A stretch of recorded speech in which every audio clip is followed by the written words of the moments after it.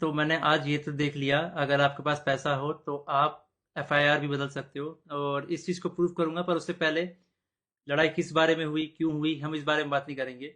मैं सीधा पॉइंट पे बढ़ता हूँ। एलविश ने जो लोकेशन दी थी वो उसके घर की लोकेशन थी, या फिर किसी के तो घर की लोकेशन थी।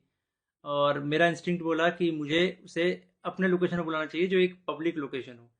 अब मेरे को यही था भाई कि जो भी गलतफहमी है डिबेट से सॉल्व करो। अगर आपको लगता है आप सही हो तो आप डिबेट करो, मेरे को लगता है मैं सही हूँ, मैं डिबेट करूंगा।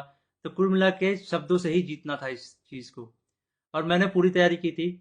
मैंने वहाँ पे सोफा वोफा सब लगाया था कि जब एलविश भाई आएंगे तो वहाँ बगल में बैठेंगे, ये वो फलाना ठिकाना। लेकिन जैसे ही वो आए, एक तो अटैक करना शुरू कर दिया, ऊपर से बहुत सारे बंदों के साथ आए। ऊपर से ये भी नहीं था कि वन ऑन वन फाइट हो। उसके साथ उसके कुछ बंदे थे, वो भी मदद कर रहे थे उसकी। इस तरीके से मदद कर रहे थे कि मैं कुछ कर ही नहीं पा रहा था, क्योंकि मेरे को दो तीन लोगों ने पकड़ लिया था अगल बगल से।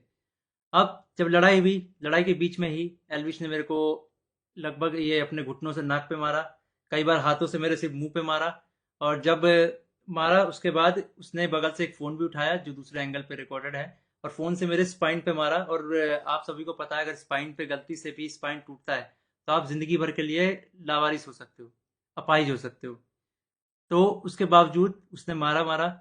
और उसके बाद उसने क्या किया, जान से मारने की धमकी भी दे दी। अब जान से मारने की धमकी एक दो बार नहीं दी, मल्टीपल टाइम्स दी। कम से कम जितना मुझे पता है 3 बार तो दी ही थी उसने धमकी जान से मारने की। और ऑफ कैमरा भी उसने कई बार जान से मारने की धमकी दी। अब ये सब होने के बाद जब लड़ाई वड़ाई खत्म हो गई, तो उसके बाद वो वापस जा रहे थे, तो वो जो बंदे लाया था उनमें से कुछ बंदे मेरे को, मतलब होता है ना एक प्यार से धमकाने वाला सीन, कि भाई सॉरी बोल दे, क्यों ये ले रहा है पंगे, ये वो। भाई मैं तो अपने चीज़ों पे अटल था। मैंने बोला मैं सॉरी तो नहीं बोलूंगा, क्योंकि मैंने गलती तो की नहीं है। उसके बाद एल्विश ने भी थोड़ा ट्राई किया था सॉरी बुलवाने के लिए, लेकिन मैंने उसको भी सॉरी नहीं बोला। और ये सब जब हुआ, तो शुरू में मेरे को लगा मेरे को सिर्फ यहाँ चोट आई है, क्योंकि मेरे को कहीं पे भी दर्द फील नहीं हो रहा था। तो मेरे को शुरू शुरू में सिर्फ यहाँ चोट आई। उसके बाद 1 डेढ़ घंटे बाद मेरे को यहाँ पे दर्द होना शुरू हुआ, और फिर 2 से 3 घंटे बाद मेरे पूरे स्पाइन में दर्द होना शुरू हुआ। और इस तरीके से हुआ कि मैं सो ही नहीं पाया। सुबह 4 बजे मैंने सोने का ट्राई किया था, मैं दोस्त के घर साकेत गया हुआ था। मैंने सोने का ट्राई किया, अनफॉर्चुनेटली मैं दर्द से सो ही नहीं पाया।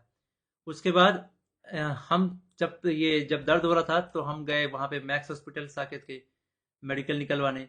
तो उन्होंने मना कर दिया, विदाउट एफआईआर नहीं होगा। तो मेरा यही था, मेरा दिमाग शॉक में था, एफआईआर हमने की नहीं थी। फिर हमने डिसाइड किया कि दोपहर के 12 बजे के आसपास हम एफआईआर करेंगे लॉन्च, और उसके बाद मेडिकल करवा लेंगे पुलिस की मदद से ही। तो हम गए एफआईआर करने। अब जब एफआईआर करने गए, तो हमने पूरा बता दिया कि भाई ये सेक्शन लगाना है, अटेम्प्ट टू मर्डर है, साफ साफ दिख रहा है।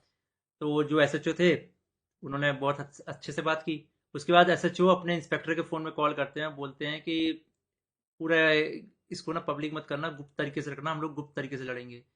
मेरे को तभी डाउट था कि एफआईआर को दबाने की कोशिश की जाएगी। और वही हुआ। अभी मैंने एक आर्टिकल पढ़ा जिसमें एल्विश के ऊपर एक भी वो सेक्शन नहीं लगा जो मैंने एफआईआर में लिखवाई थी। अटेम्प्ट टू मर्डर का एक भी सेक्शन नहीं है उसमें। तो कुल मिला के मैं क्या समझूं, अगर आपके पास पैसा हो तो आप एफआईआर भी बदल सकते हो। मतलब हरियाणा में इस तरीके से गुंडागर्दी चल रही है कि एक बंदा आता है, मारता है, और उसके खिलाफ कोई एक्शन नहीं होता। उसको पुलिस पकड़ के लेके नहीं जाती। यहाँ पे इस बात को 24 घंटे हो चुके हैं, और वो बंदा अभी हंस रहा होगा कि उसको कोई पकड़ के नहीं ले गया, उसको फर्क ही नहीं पड़ा होगा। मैं हरियाणा के सीएम खट्टर जी से रिक्वेस्ट करना चाहूंगा कि इस गुंडे अलविश यादव को अरेस्ट करवाओ। इसका बैकग्राउंड बहुत खराब है। जिस तरीके से ये यूथ को इंस्पायर कर रहा है, वायलेंस को प्रमोट कर रहा है, उससे साफ साफ पता लग रहा है यूथ बहुत गलत वे में मोटिवेट हो रही है इससे। और ये चीज़ बहुत ही खराब है।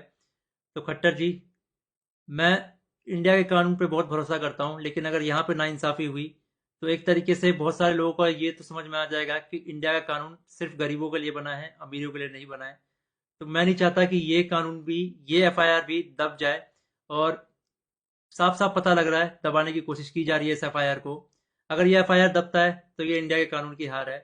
मैं आप लोगों से रिक्वेस्ट करूंगा, गुरुग्राम पुलिस को और खट्टर जी को इस ट्वीट में टैग करो, और उन पे उनको रिक्वेस्ट करो कि एलविश यादव को जितनी जल्दी हो सके, इस गुंडे को जितनी जल्दी हो सके अरेस्ट करा जाए।